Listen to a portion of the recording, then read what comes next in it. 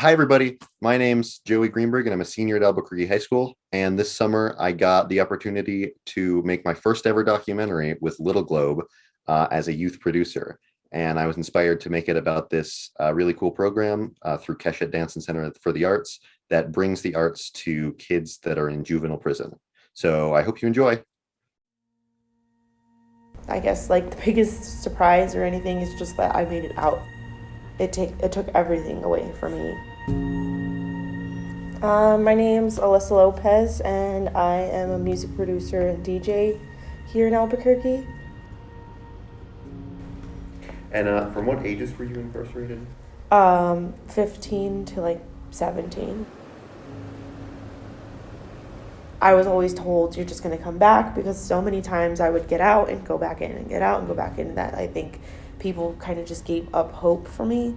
We don't have like a good mental health system to like help these kids when they do get out and help them be okay with themselves, because I even still struggle with finding anything to help with my mental health here.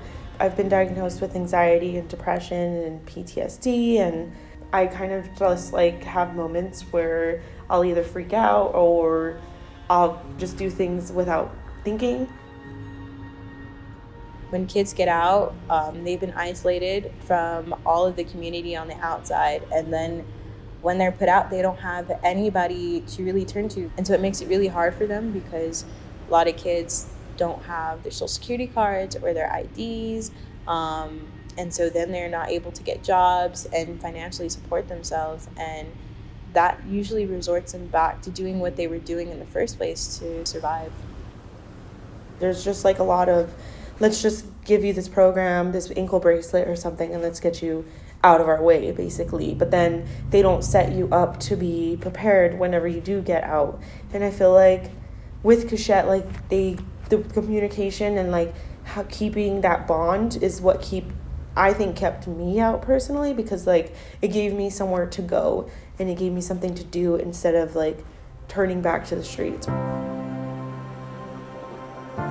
The Youth Leadership Council is a youth-led collaboration of youth of color and allies who strive to elevate the voices of system-impacted youth and educate the community on how they can be proactive by doing different workshops, panels, while centering the arts in those things, just so that we can also incorporate healing components into our education.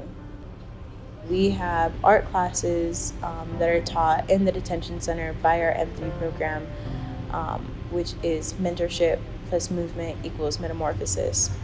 And it doesn't just have to be dance. We do highlight different forms of art, as far as poetry, writing, visual arts, all different types.